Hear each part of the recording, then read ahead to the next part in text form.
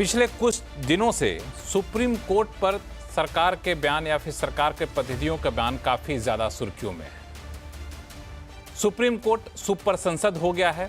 Supreme court की वजह से भारत में गृह युद्ध फैल रहा है। इस तरह के बयान सुर्खियां बटोर रही हैं। ये बयान भले ही आपको अभी सुर्खियों में हो, लेकिन ये नया नहीं है। पहले भी इस तरह के बयान भले ही इतने कड़े शब्दों में ना आए हों, आते रहे हैं। कोर्ट के प्रति कई बार विधायिका कार्यपालिका की तरफ से आलोचना की जाती है, लेकिन तब जब ये आलोचना होती थी तो ये कुछ बुद्धिजीवियों के बीच में आलोचना रह जाती थी। तब जब आलोचना होती थी तो बहुत हुआ तो राजनीतिक शास्त्र के छात्रों के सिलेबस में से जोड़ दिया जाता था, लेकिन अब इस आलोचना में आम पब्लिक शामिल हो जाती है, क्योंकि डिजिटल ज़माना है, सोशल मीडिया का ज़माना है। इसलिए ये आलोचना काफ़ी ज़्यादा सुर्खियाँ बटोरती हैं। लेकिन अब ये आलोचना खतरनाक भी हो सकती है, क्योंकि कोर्ट एक ऐसी जगह है जहाँ पे लोगों का भरोसा कायम होना बहुत ज़रूरी है।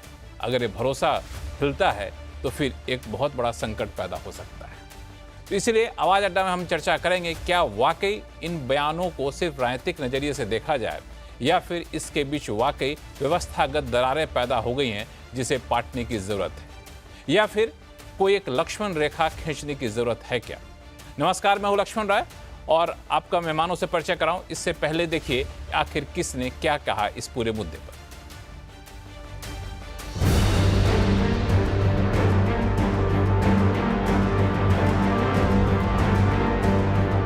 वक्फ बिल और तमिलनाडु के गवर्नर से जुड़े मामले में कोर्ट की टिप्पणियों ने एक बार फिर से ये बहस छेड़ दी है कि क्या सुप्रीम कोर्ट सुपर संसद बनने की कोशिश कर रहा है, और इसकी वजह है ये तीखे बयान। We cannot have situation where you direct President of India. And on what basis? The only right you have under the Constitution, the judges who issued a mandamus virtually to the President and presented a scenario it will be law of the land, have forgotten the power of the Constitution. इस देश में धार्मिक युद्ध भड़काने के लिए केवल और केवल सुप्रीम कोर्ट जिम्मेवार है। सुप्रीम कोर्ट का एकमात्र उद्देश्य है, show me the face will show you the law. Supreme court अपनी सीमा से बाहर जा रहा है। सुप्रीम कोर्ट की सीमा यह है कि भारत का संविधान जिस कानून को बनाया उस कानून की उसको व्याख्या करनी है, और यदि वो व्याख्या नहीं कर सकती है और सब कुछ के लिए सुप्रीम कोर्ट जाना है तो इस संसद का कोई मतलब नहीं है, विधानसभा का कोई मतलब नहीं है, उसको बंद कर देना है। हालांकि भाजपा ने समय रहते निशिकांत दुबे के बयान से किनारा कर लिया, फिर भी बहस जारी है। देखिए, निशिकांत दुबे जी जो बोले हैं वो तो सही बात बोले हैं। आज हमारे महामहिम राष्ट्रपति जी CJI chief justice of India का अपॉइंटमेंट करते हैं, तो चीफ जस्टिस ऑफ इंडिया कैसे महामहिम राष्ट्रपति जी का जो निर्देश है वो अवमानना कर सकते हैं? जो पार्लियामेंट, जो सांसद, जहां पर सारे भारत के सांसद लोग बैठ के पॉलिसी मेकर जो नियम बना रहे, रूल बना रहे, उसी नियम को आप खंडन कर देंगे तो ये कहाँ का नियम है? तो फिर पार्लियामेंट को बंद कर दीजिए। ऐसे में कांग्रेस कहां पीछे रहने वाली थी। देखिए, सुप्रीम कोर्ट को कमजोर करने में लगे हुए हैं। संवैधानिक पदाधिकारी भी सुप्रीम कोर्ट के खिलाफ बोल रहे हैं, मंत्री भी सुप्रीम कोर्ट के खिलाफ बोल रहे हैं, सांसद भी, बीजेपी के सांसद भी अभी सुप्रीम कोर्ट के खिलाफ बोलने में लगे हुए हैं।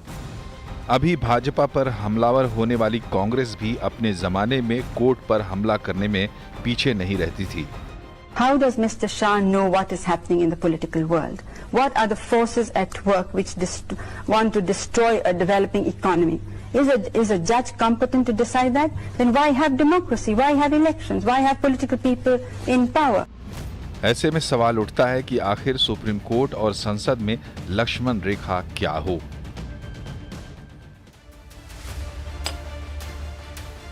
बिल्कुल इसी सवाल का जवाब ढूंढने की हम कोशिश करेंगे, और मेरे साथ खास मेहमान हैं इलाहाबाद हाईकोर्ट के पूर्व जज जस्टिस ए.एन. मित्तल साहब हैं, सुप्रीम कोर्ट के वरिष्ठ वकील संजय हेगड़े साहब हैं, कांग्रेस के प्रवक्ता अर्शप्रीत खंडियाल हमारे साथ जुड़ेंगे कुछ देर में। राजनीतिक विश्लेषक संगीत रागी और शुभंकर मिश्रा हमारे साथ जुड़े हुए हैं। आप सही मेहमानों का मेरा नमस्कार और आपका स्वागत है हमारे शो में। चूंकि मैंने शो के शुरू में कहा कि इस तरह के बयान पहले तो आते थे, लेकिन अब इस बयान में आम लोग शामिल होते हैं, चाहे सोशल मीडिया के जरिए शामिल हो रहे हों या फिर डिजिटल तरीके से शामिल हो रहे हों। तो आम लोगों के का भरोसा न्यायालय में होना, इस व्यवस्था में होना काफ़ी ज़रूरी है। तो आज शो की शुरुआत में शुभंकर मिश्रा से करना चाहूँगा, चूँकि एक युवा पीढ़ी को रिप्रेजेंट भी करते हैं और वकालत की पढ़ाई भी किए हुए हैं, राजनीतिक शास्त्र के छात्र भी रहे हुए हैं। शुभंकर, ये जो बयान आपने दो सुने, एक दुबे जी का, निशिकांत दुबे जी का, एक उपराष्ट्रपति जगदीप धनखड़ जी का, इसको क्या आप महज एक राजनीतिक बयान मान के चल रहे हैं या फिर आपको लगता है कि इस बयान की गहराई कुछ और है, भले ही इतने कड़े शब्दों में बयान की गई हो? लक्ष्मण जी नमस्कार, आपके बाकी सारे पैनलिस्ट को भी मेरा नमस्कार। देखिए लक्ष्मण जी, जहां तक ये दोनों बयान हैं और खास करके निशिकांत दुबे जी का बयान है, ये सारे के सारे बीमारी के लक्षण हैं, बीमारी नहीं। आपको बीमारी को समझना पड़ेगा कि आखिर बीमारी क्या है। मेरे हिसाब से बीमारी यह है कि जो संविधान निर्माताओं ने हमारे यहाँ सेपरेशन ऑफ पावर की परिकल्पना की थी, जुडिशियरी, एग्जीक्यूटिव और लेजिस्लेचर तीनों के अलग अलग काम बताए थे, उसमें एक दूसरे के काम में घुसपैठ करना इस बीमारी का सबसे बड़ा कारण है। मैं बिल्कुल साफ शब्दों में बोल रहा हूं, एक जुडिशियल एक्टिविज्म की जब शुरुआत हुई थी Khatri versus state of Bihar के केस से, वहां से चलते चलते आज हम इस लेवल पे आ चुके हैं कि जुडिशियल एक्टिविज्म और जुडिशियल टेररिज्म की तरफ बढ़ता हुआ दिख रहा है। आपको ये मानना पड़ेगा। और मैं आपको अपनी खुद की बात बताऊं, जब मैं एसएसबी का इंटरव्यू देने के लिए गया था, तो मुझसे पूछा गया था कि आप फौज क्यों ज्वाइन करना चाहते हैं। तब मैंने बोला था कि मैं लॉ की पढ़ाई कर रहा हूं और आज की डेट में सिर्फ जुडिशियरी और फौज, ये दो ऐसे ऑर्गेनाइजेशन बचे हुए हैं जिनके लिए समाज में इज्जत है। ये 1999 की बात। अनफॉर्चुनेटली 1999 से 2025 आते आते पता नहीं वो इज्जत जुडिशियरी के लिए भी काफी कम हो गई है, फौज के लिए भी मैं मानता हूं कि काफी कम हो गई है। बिकॉज एक तरीके से जो फौज और जुडिशियरी की चीजें छुपी हुई रहती थी, वो सारी की सारी चीजें वापस पब्लिक के सामने सोशल मीडिया और बाकी चीजों की वजह से सामने आ रही है। जुडिशियरी को ये सोचना पड़ेगा कि क्या वो ओवरस्टेप कर रहे हैं और क्या ये उनका जो ओवरस्टेपिंग है अपने मूल कामों को पीछे छोड़ते हुए, उसकी वजह से जनता में उनके लिए एक आक्रोश आ रहा है। मैं एक आम नागरिक की तरीके से बात करूंगा, क्योंकि मेरा लीगल ज्ञान आपके पैनल पे मौजूद लुमिनरीज के सामने कुछ भी नहीं है, बट मैं दो तीन चीजों पर, टेक्निकल इश्यूज पे बात करना चाहता हूँ। मुझे उम्मीद है कि आप मुझे अनइंटरप्टेड 2-3 मिनट देंगे। पहला है आर्टिकल 60 और आर्टिकल 159, जिसके तहत गवर्नर और प्रेसिडेंट की ओथ की बात की गई। और इसी के साथ अगर हम सुप्रीम कोर्ट के जजेस और चीफ जस्टिस की और बाकी लोगों की ओथ की इस बात आर्टिकल जो आप जो तीन बात कहने वाले हैं, तीन बात मैं आपका सुनूंगा, लेकिन हमारे साथ 4 वरिष्ठ पैनलिस्ट भी हैं, उनको मैं जोड़ लेता हूं, फिर मैं आपके पास आऊंगा इन सवालों को लेकर के। लेकिन दो बातें जो आपने कही बहुत महत्वपूर्ण कही। जुडिशियल एक्टिविज्म क्या जुडिशियल टेररिज्म की तरफ बढ़ गया है? दूसरा, क्या ओवर स्टेप जुडिशरी कर रही है? तो हमारे साथ जस्टिस एन मित्तल साहब हैं, जो कि इलाहाबाद हाईकोर्ट के पूर्व जज है, उनसे बेहतर कौन बता सकता है? मित्तल साहब।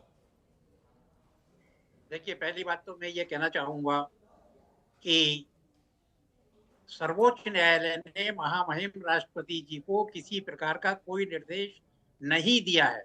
ये पूरी तरीके से भ्रामक है और भ्रांति फैलाई जा रही है। स्पष्ट कर दूं कि 495 पेज का जजमेंट है और सुप्रीम कोर्ट ने पैरा 391 में भारत सरकार के ऑफिस मेमोरेंडम डेटेड 22 सितंबर 1992 और 4 फरवरी 2016 का हवाला देते हुए कहा है कि चूंकि भारत सरकार ने स्वयं ही निर्णय लिया है कि राष्ट्रपति के पास जो भी मामले विधायिका से विचारार्थ आए, उन पर निर्णय 3 माह के अंदर हो जाना चाहिए। तो माननीय सर्वोच्च न्यायालय ने केवल ये कहा है कि जो भारत सरकार के ऑफिस मेमोरेंडम है उसका पालन किया जाए। दूसरी बात मैं ये कहना चाहूंगा कि भारत के महामहिम श्री राष्ट्रपति के पास जब कोई मामला विचारार्थ भेजा जाता है तो उस पर केंद्र सरकार का संबंधित विभाग अपना परामर्श देता है और अपनी राय देता है। तो इसमें जो भी बिल आते हैं या जैसे मान लीजिए मर्सी पिटीशन है, तो उस पर भी भारत सरकार का संबंधित मंत्रालय उस पर अपनी राय देता है और वो महामहिम राष्ट्रपति के पास भेजता है।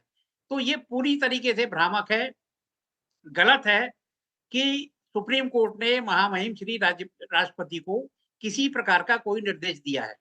दूसरी बात मैं ये कहना चाहूंगा कि भारत के संविधान के अनुच्छेद 200 में 3 विकल्प महामहिम श्री राज्यपाल को दिए गए हैं कि वो या तो बिल पर अपनी सहमति प्रदान कर दें, या बिल को राष्ट्रपति महोदय के पास विचारार्थ भेज दें, या बिल को उसी सदन के पास पुनः विचार करने के लिए भेज दें।